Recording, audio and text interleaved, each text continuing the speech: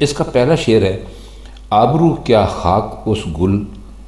کے گلشن میں نہیں، ہے گریباں ننگے پیراہن جو دامن میں نہیں۔ آبرو کا مطلب ہوتا ہے عزت، اور کیا خاک کا مطلب ہوتا ہے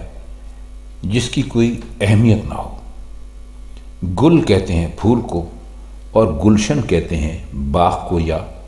باغیچے کو۔ گریباں کہتے ہیں، آپ جانتے ہیں قمیض میں ایک گریبان ہوتا ہے، اور ننگے پیراہن کا مطلب ہوتا ہے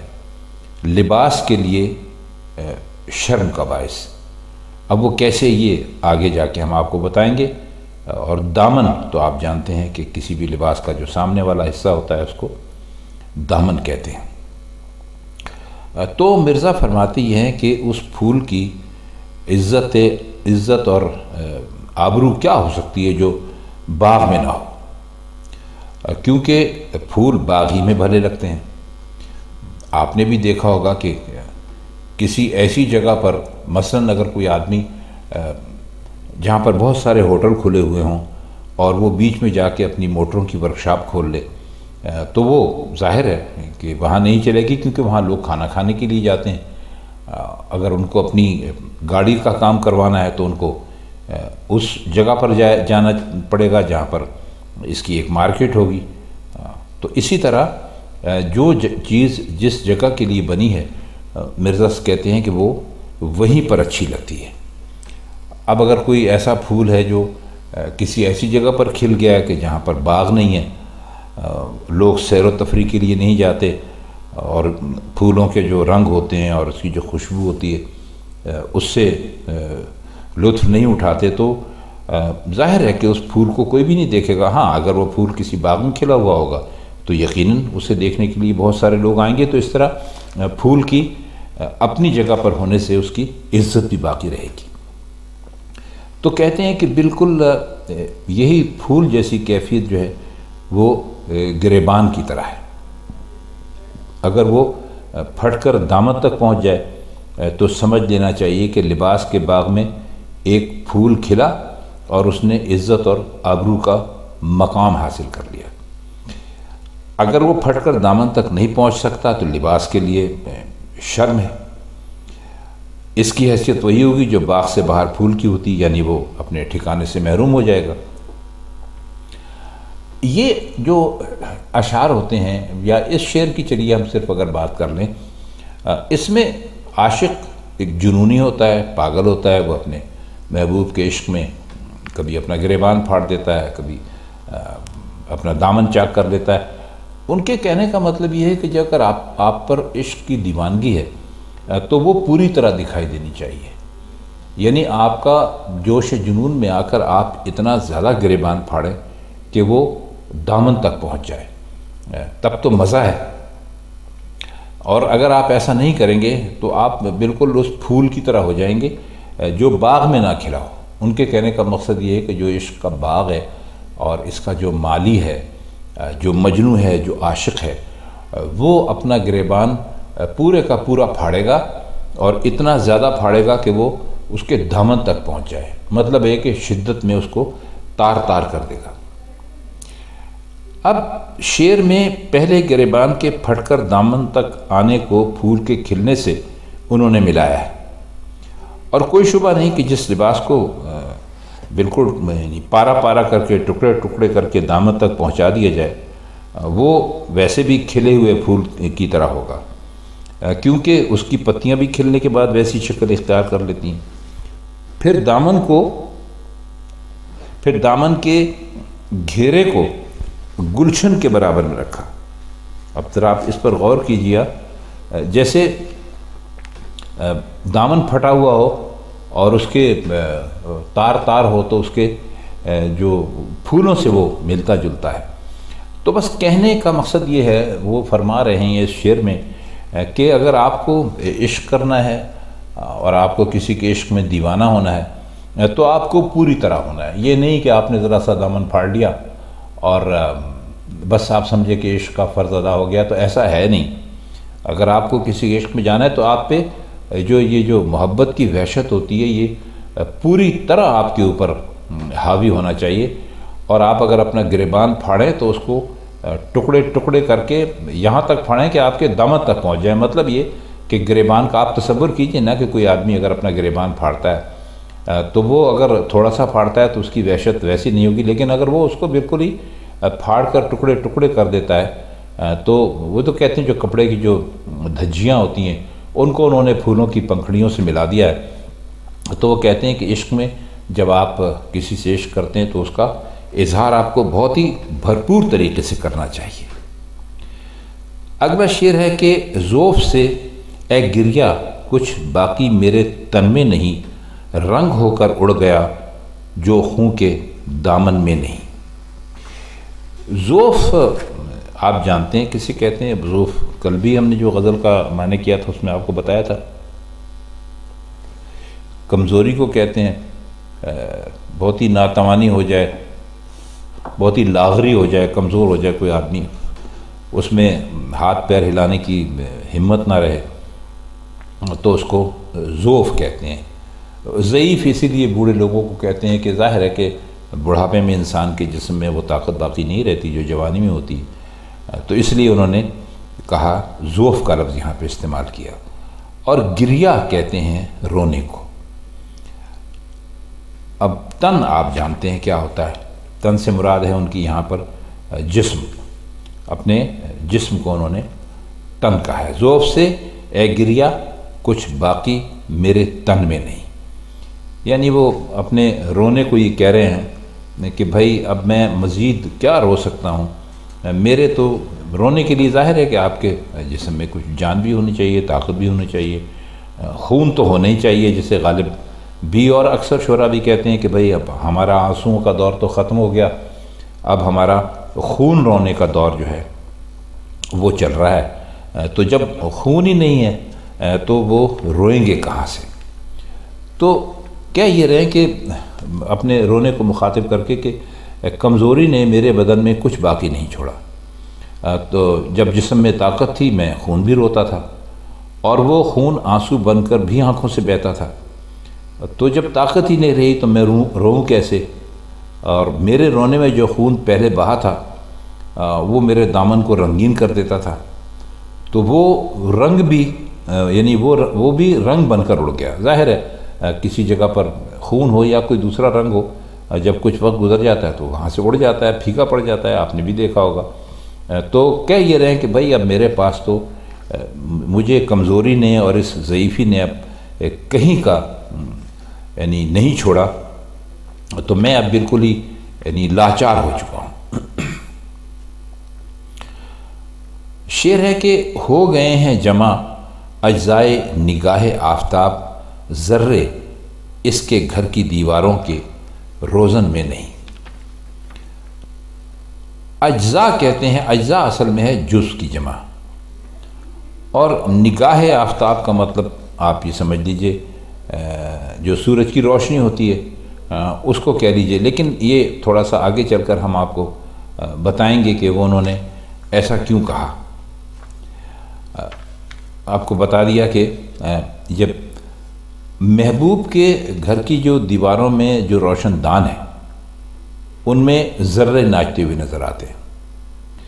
اصل میں یہ ذرے نہیں ہیں بلکہ سورج نے اپنی نگاہ کے اجزاء پھیلا دیے ہیں تاکہ کسی طرح محبوب کے جمال کی ایک جھلک دیکھ لے۔ آپ نے دیکھا ہوگا کہ اگر کسی جگہ پر سورج کی روشنی پڑ رہی ہو کسی بہت ہی باریک سی جگہ میں اور آپ کچھ فاصلے پر ہوں تو اس روشنی میں آپ کو ذرے سے اڑتے ہوئے دکھائی دیتے ہیں، یہ عام مشاہدے کی بات ہے۔ تو غالب جو ہیں وہ یہ کہتے ہیں کہ یہ اصل میں یہ سورج کی نگاہ ہے اور اس نے اپنی نگاہ کو ادھر ادھر پھیلا دیا ہے تاکہ وہ بھی کسی طرح ہمارے محبوب کی جو خوبصورتی ہے، جو جمال ہے، اس کی ایک جھلک دیکھ لے۔ یعنی آپ یہ دیکھیے کتنی خوبصورت بات انہوں نے کہی ہے۔ کسی جگہ پر اگر روشنی دکھائی دے رہی ہے اور وہ روشنی یعنی آپ نے دیکھا ہوگا اگر تنگ جگہ میں سے روشنی گزرے اور وہ روشنی یعنی ایک اس کی شکل میں دھند کی شکل میں دکھائی دیتی ہے تو اس میں کچھ ذرے بھی ہوتے ہیں جیسا کہ ابھی ہم نے آپ کو بتایا،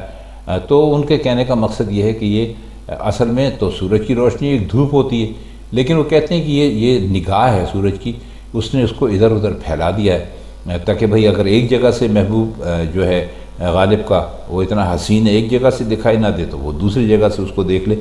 تو اس نے اپنی جو نگاہ کے اجزاء ہیں ان کو پھیلا دیا ہے۔ اب یہ بھی آپ کو پتہ ہے کہ جب سورج کی کرنیں دیوار کے روشن دان سے گزرتی ہیں تو جیسا ہم نے آپ کو بتایا کہ روشنی میں نہایت چھوٹے چھوٹے سے ذرے دکھائی دیتے ہیں، تو مرزا نے انہی ذروں کو آفتاب کی نگاہ کے اجزاء قرار دیا، یعنی آفتاب اتنی جرأت نہیں کر سکتا کہ نگاہ کو اصل حالت میں روزن سے گزرنے دے، لہٰذا اس نے نگاہ کا تجزیہ کیا، اس کو چھوٹا چھوٹا کیا، اس کے ذرے بنائے اور اسے روشن دان میں پہنچا دیا، اور تاکہ وہ کوئی یہ نہ کہے کہ بھئی وہ آفتاب جو ہے سورج وہ براہ راست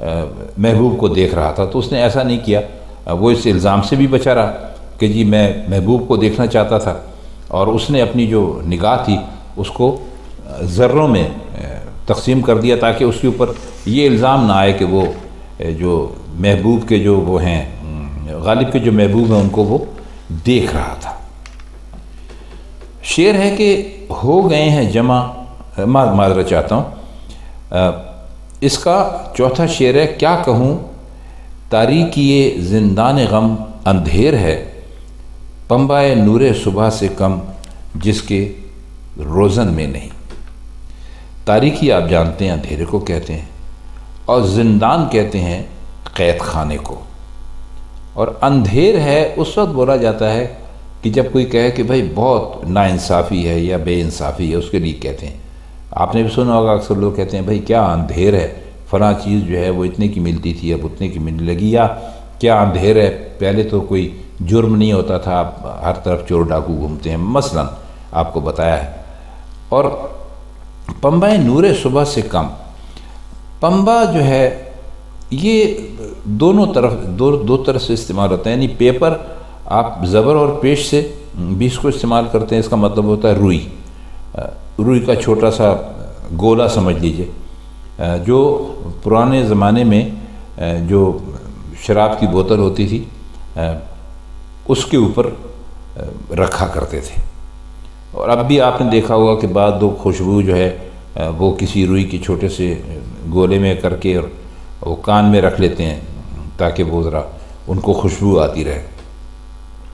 تو فرماتے ہیں کہ جو غم کا جو قید خانہ ہے میں اس کی تاریکی کا حال کیا بتاؤں، اس بلا کا اندھیرا ہے کہ اگر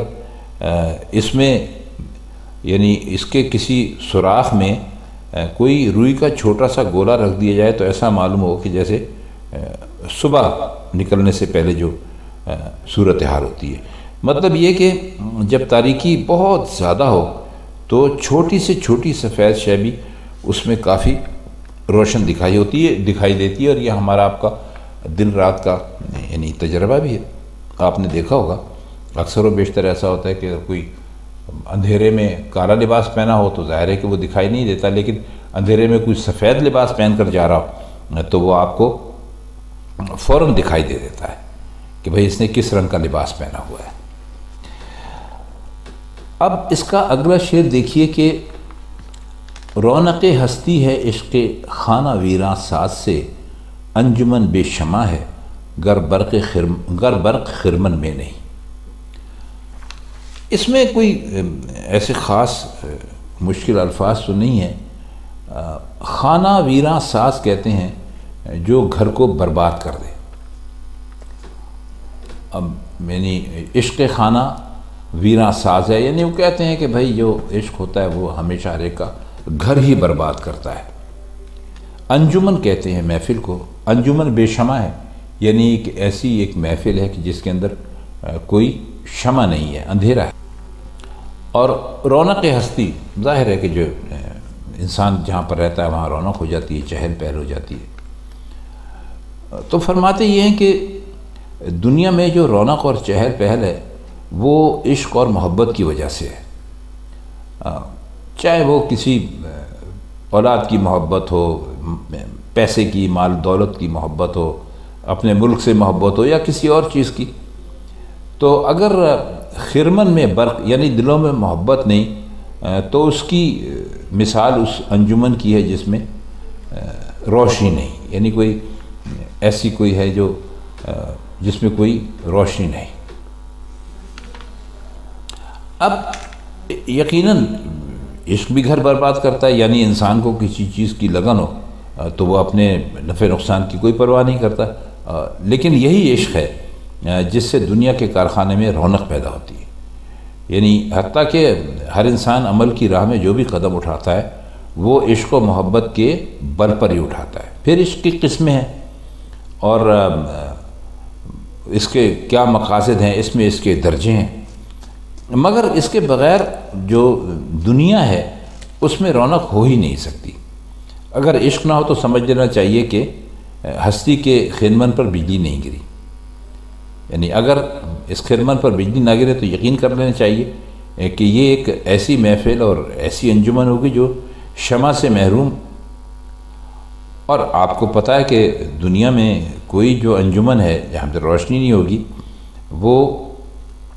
شمع کے بغیر جم ہی نہیں سکتی۔ اب دیکھیے یہ 8 لفظوں کے 2 مصرے ہیں غالب کے، لیکن زندگی کی کتنی بڑی حقیقت انہی لفظوں میں بتا دی، اور لطف یہ ہے کہ اس سلسلے میں شاعری کے تمام کمالات بھی محفوظ رکھے، ساتھ ہی ایک حقیقت کے سلسلے میں کئی حقیقتوں کی طرف اشارہ کر دیا، اور پھر مثال بالکل انوکھی کہ اگر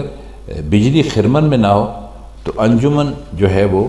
بے شمع رہ جائے گی۔ آج کی محفل کا اس کا ہم آخری شعر آپ کی خدمت میں پیش کرتے ہیں کہ زخم سلوانے سے مجھ پر چارہ جوئی کا ہے تان، غیر سمجھا ہے کہ لذت زخم سوزن میں نہیں۔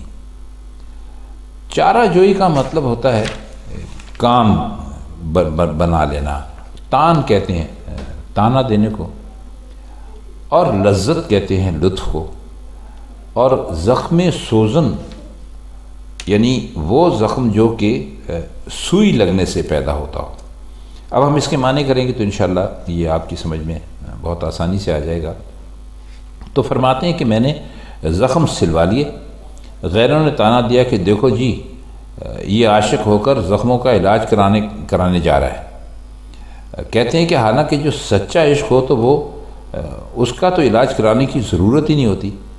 لیکن جو غیر ہیں، جو دنیا والے ہیں، جو تانے دینے والے ہیں، وہ اس بات کو سمجھتے ہی نہیں ہیں۔ انہیں یہ خیال ہو ہی نہیں سکتا کہ زخم سینے کے لیے سوئی سے کام لیا جاتا ہے، اور خود سوئی بھی انسان کی کھال کو چھیدتی ہے۔ تو کہتے ہیں کہ میں ان زخموں کی لذت سے کیسے محروم رہ سکتا ہوں، غیر اس کا اندازہ نہیں کر سکتے۔ دیکھیے چارہ جوئی میں بھی لذت آزار کا پہلو غالب نے پیدا کر ہی لیا۔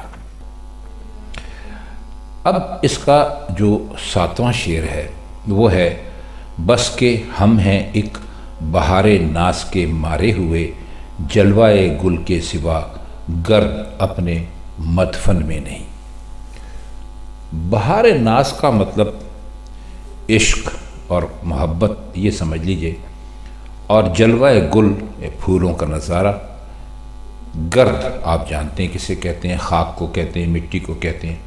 اور مدفن کہتے ہیں اس جگہ کو جہاں کسی کو دفن کرتے ہیں، تو آپ اسے قبر سمجھ لیجئے۔ تو فرماتے ہیں کہ ہم ایسے محبوب پر مر مٹے ہیں جو سراپا ناز و انداز کی بہار ہے، یعنی کہ جو کہ انتہائی حسین اور انتہائی خوبصورت ہے، اس کے ناز ہیں، اس کے نخرے ہیں، اس کا عشوہ ہے، اور اس لیے ہماری جو مٹی میں جو گرد نظر آتی ہے یہ گرد نہیں ہے بلکہ پھولوں کا جلوہ ہے، اور بہار ناز نے ذرے ذرے میں پھول ہی کھلا دیے۔ ان کے کہنے کا مطلب یہ ہے کہ ہم چونکہ ایک بہت ہی حسین ہستی کے اوپر جو کہ اپنے اندر ایک بہار تھی، اور بہار میں آپ جانتے ہیں کہ بہت پھول کھلتے ہیں، تو وہ کہتے ہیں کہ ہمارا اس کے اوپر مٹنا ایسا ہوا کہ ہماری جو خاک ہے، ہماری جو مٹی ہے، مرنے کے بعد جو آپ کو نظر آتی ہے یہ مٹی نہیں ہے، بلکہ یہ پھولوں کا جلوہ ہے، پھولوں کا ڈھیر ہے، اور یہ اس لیے ہے کہ ہم جس کے اوپر مر مٹے تھے وہ خود ایک طرح سے پھولوں کا ڈھیر ہی تھا۔ اپنے محبوب کے حسن کی تعریف کی ہے انہوں نے اس میں۔ شعر دیکھیے کہ قطرہ قطرہ ایک ہیولہ ہے نئے ناسور کا، خوں بھی ذوق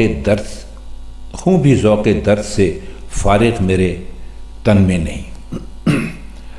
ہیولہ اصل میں کہتے ہیں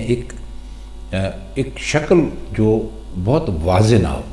لیکن مشابہ ہو، ملتی جلتی ہوئی ہو۔ یعنی آپ کو اگر کسی کوئی سایہ دکھا رہا ہے کہ آپ اس کو پہچان نہیں سکتے کہ کون ہے، لیکن آپ کو یہ اندازہ ہو جائے گا کہ یہ انسان کا سایہ ہے۔ اور ناسور ایک ایسے زخم کو کہتے ہیں جو بھرتا نہیں ہے، اور ذوق درد کا مطلب ہے جو محبت میں جو تکلیفیں برداشت کی جاتی ہیں۔ بہرحال اس شعر کا ہم مطلب کرتے ہیں تو آپ کو انشاءاللہ صاف ہو جائے گا مطلب۔ فرماتے ہیں کہ میرے جسم میں جو خون ہے وہ بھی درد کی لذت میں ڈوبا ہوا ہے، اور اس لذت سے اسے فراغت ہی نہیں ملتی۔ اب اس کا ثبوت یوں پیش کرتے ہیں کہ اس خون کی ایک ایک بوند ایک نئے ناسور کا ہیولہ بنی ہوئی ہے، یعنی ایک ایسا زخم ہے جو رستہ رہتا ہے، کبھی بھرتا نہیں۔ تو یعنی جسم کا ایک ایک قطرہ خون ناسور بن جانے والا ہے جو ہمیشہ رستہ رہے گا اور کبھی اچھا نہیں ہوگا۔ شعر ہے کہ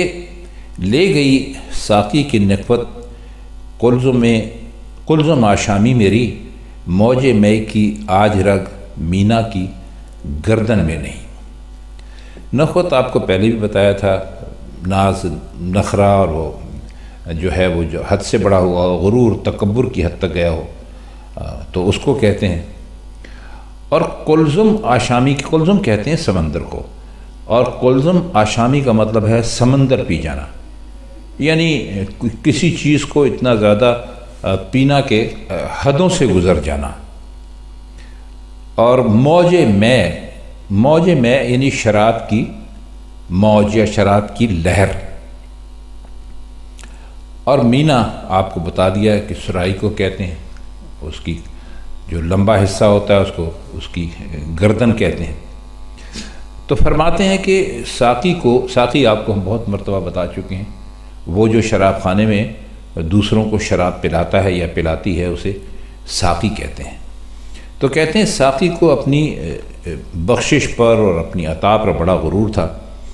لیکن میں سمندر کے سمندر انڈیل لینے والا شرابی آیا تو ساقی کا سارا جو تکبر اور غرور تھا، جسے نخوت ہم نے کہا، وہ ختم ہو گئی۔ ثبوت یہ ہے کہ آج مینا کی گردن میں موج شراب کی کوئی رگ نظر نہیں آتی۔ آپ جانتے ہیں گردن میں رگیں ہوتی ہیں، تو وہ انہوں نے چونکہ شراب کی جو سراہی ہے اس کا جو لمبا حصہ ہوتا ہے اس کو انہوں نے گردن کہا ہے اس کی، تو اس لیے انہوں نے یہاں پر رگ کی بات کی ہے۔ تو کہتے ہیں کہ یعنی آج مینا کی گردن میں موج شراب کی کوئی رگ نظر نہیں آتی، انہی سرائیاں شراب سے بالکل خالی نظر آتی ہیں۔ خواتین و حضرات، اس بات کو ذرا یوں سمجھیے کہ جو رگیں ہوتی ہیں ہمارے آپ کے جسم میں، جو رگیں ہیں ان کے اندر خون ہوتا ہے۔ گردن کی رگوں میں بھی خون ہوتا ہے، جب ظاہر ہے ہر رگ میں خون ہے تو گردن کی رگ میں بھی خون ہے۔ تو وہ فرماتے یہ ہیں کہ جو مینا ہے، یعنی جو شراب کا برتن ہے، جو سراہی ہے اس کی گردن میں تو ظاہر ہے کہ وہ خون نہیں ہو سکتا، اس کی گردن میں خون کی بجائے شراب ہی ہو سکتی ہے۔ تو وہ یہ فرما رہے ہیں کہ بس میرا جو مینا کی گردن ہے اس میں مجھے موج شراب کی کوئی رگ نظر نہیں آتی، یعنی سرائیاں کہنا یہ چاہتے ہیں کہ سرائیاں جو ہیں شراب سے بالکل خالی ہیں۔ اب جو ساقی تھا، جو شراب پلانے والا تھا، اس کا یہ دعویٰ تھا کہ میری شراب پینا آسان نہیں ہے۔ تو غالب کی جو شراب جو پینے کا ان کا جو تعداد تھی، اس نے یہ دعویٰ جھوٹا کر دیا۔ اب دوسرا مصرع اس کا دیکھیے، اس میں ہے موج میں کی رگ مینا کی گردن میں نہیں، یہ اس لیے کہا کہ کسی کا غرور ٹوٹ جاتا ہے تو گردن جھک جاتی ہے اور رگ گردن میں اکڑ باقی نہیں رہتی۔ چونکہ غالب کثرت سے شراب پی گئے، سرائیاں خالی ہو گئیں، ان کی گردنیں موجے مے کی رگ سے محروم ہو گئیں، اب وہ اکڑ نہیں سکتی۔ مطلب یہ ہے کہ چونکہ ان کے اندر اب شراب باقی ہی نہیں رہی، اور ویسے بھی ہے کہ اگر آپ کسی کی جو گردن ہے جس میں رگیں ہیں، اگر وہ کام کرنا چھوڑ دیں، رگ کا کام کرنا چھوڑنا کیا ہوتا ہے کہ اس کے اندر جو خون بہتا ہے اس کا بہاؤ ختم ہو جاتا ہے۔ تو وہ یہی فرما رہے ہیں کہ ہمارا جو معاملہ تھا اس میں ایسا ہی ہوا کہ چونکہ ہم نے اتنی شراب پی لی کہ شراب کی جو سرائیاں تھیں ان کی گردنیں جھک گئیں کہ بھئی آج یہ کیسا شراب پینے والا ہے جو کہ شراب کے سمندر پی جاتا ہے۔ شعر ہے کہ ہو فشار ذوف میں کیا ناتوانی کی نمود، قد کے جھکنے کی بھی گنجائش میرے تن میں نہیں۔ اب اس میں لفظ آیا ہے فشار۔ فشار کا مطلب تو ہوتا ہے ہر طرف سے بھینچنا یا دبنا، یا چاروں طرف سے دباؤ اگر پڑتا ہو تو اس کو فشار کہتے ہیں۔ آپ نے سنا ہوگا فشار خون، بلند فشار خون یعنی ہائی بلڈ پریشر، تو وہ اس کا انہوں نے یعنی اس طرح تذکرہ کیا ہے، اس کا فشار کا لفظ استعمال کیا۔ ذوف آپ جانتے ہیں کہ کمزوری کو کہتے ہیں، کل بھی آپ کو بتایا تھا، اور ناتوانی کہتے ہیں، یہ بھی کمزوری کو کہتے ہیں جس میں جان نہ ہو، اور نمود کہتے ہیں کسی چیز کے دکھائی دینے کو۔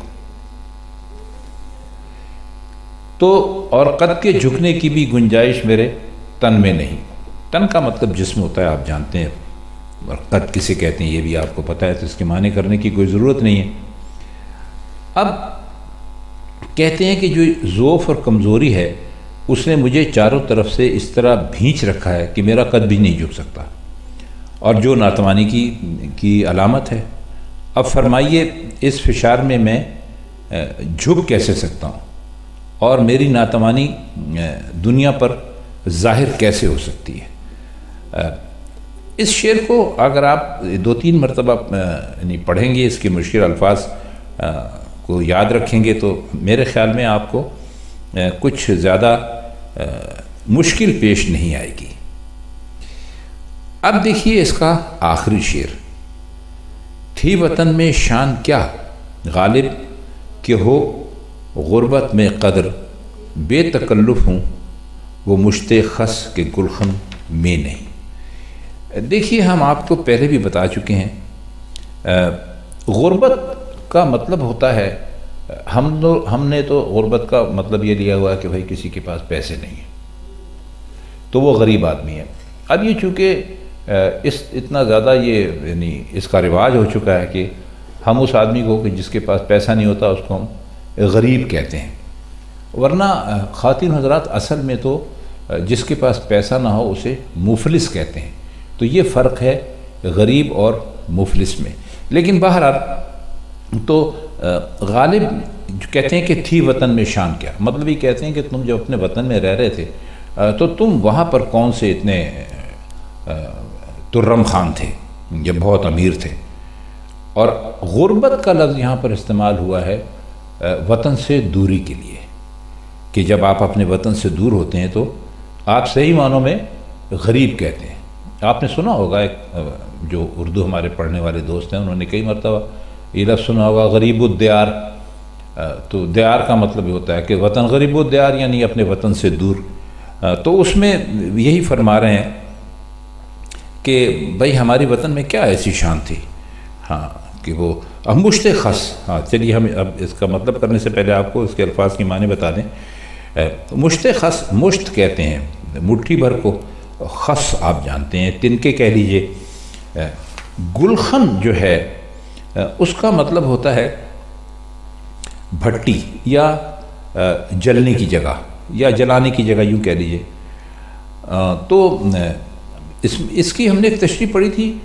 جو بہت ہی اچھی تشریح ہے میرے خیال میں، کہ جس کی جو ضرور آپ کی خدمت میں پیش کی جانی چاہیے، اور یہ ایک استاد کی تشریح ہے، خواجہ حالی نے یہ تشریح اس طرح فرمائی تھی۔ ممکن ہے ہمارے الفاظ آگے پیچھے ہو جائیں، لیکن ہم ان کا مطلب بیان کرنے کی کوشش کرتے ہیں کہ وہ یہ کہتے ہیں کہ غالب نے اپنے آپ کو خس، یعنی ابھی آپ کو بتایا پھوس وغیرہ، گھاس، اور وطن کو گلخن، گلخن سے مطلب آپ کو بتا دیا ابھی کہ وہ جگہ جہاں پر کچھ جلایا جاتا ہے، تو انہوں نے اس کو یعنی اپنے آپ کو گھاس سے اور جو وطن ہے اس کو گلخن سے تشبیہ دی ہے۔ یعنی جس طرح جو گھاس پھوس ہوتا ہے گلخن میں تو جلتا ہے، اور گلخن میں نہیں ہوتا تو اس کی کچھ قدر نہیں ہوتی۔ یعنی میرا ہے کہ وطن میں تھا تو جلتا تھا، اور اب پردیس میں ہوں تو بے قدر ہوں۔ اب یہاں تھوڑی سی ایک باریک بات یہ سمجھ لیجئے کہ اگر آپ جو جلانے والی جگہ ہے اس میں آپ جو کچھ جلاتے ہیں اس کی وجہ سے ہی اس جگہ کی اہمیت ہے۔ مثلا تندور ہے یا کوئی بھٹی ہے تو وہ ہے، لیکن جب تک آپ اس میں ایندھن نہیں ڈالیں گے اور جو جلے گا نہیں، تب تک اس جگہ کی ویسی اہمیت ہو نہیں سکتی۔ تو وہ کہتے ہیں کہ بہت ہی اس کی اہمیت ہے، اور میرا یہی حال وطن کا تھا کہ میں بھائی وطن میں تھا تو جلتا رہتا تھا، اور اب پردیس میں ہوں تو میری کوئی قدر نہیں ہے۔ تو مقصد کہنے کا یہ ہے مختصراً کہ وطن میں میری کون سی شان تھی کہ غربت یعنی مسافری اور دوسرے ملک میں میری کوئی قدر ہو۔ تو میری مثال تو یعنی گھاس پھوس کی اس مٹی کی طرح ہے جو گھر یا باغ میں ہو تو اسے اٹھا کر ایک طرف پھینک دیتے ہیں، پھر بھٹی میں جلا دیتے ہیں۔ یعنی گھاس پھوس کانٹے بھٹی سے باہر ہوئے تو جب بھی حقیر سمجھے جاتے ہیں، اور بھٹی میں ہوتے ہیں جب بھی ان کی قسمت میں جلنا اور دکھ اٹھانا ہی ہوتا ہے۔ اب کمال یہ دیکھیے غالب کا کہ وطن اور غربت دونوں جگہ بے قدری اور تکلیف اور اذیت کے لیے مثال ایسی تلاش کی جو سب کے سامنے ہے، مگر کبھی کسی کو سوجی نہیں۔ تو اسی کا نام مرزا غالب ہے۔ ایسی باتیں مرزا غالب ہی کر سکتے ہیں۔ تو بس آج کے لیے اتنا ہی۔ آپ سے ملاقات ہوتی ہے غالب کی کسی اور غزل کے ساتھ کسی اور پروگرام میں۔ تب تک کے لیے ہم آپ سے چاہتے ہیں اجازت۔ خدا حافظ۔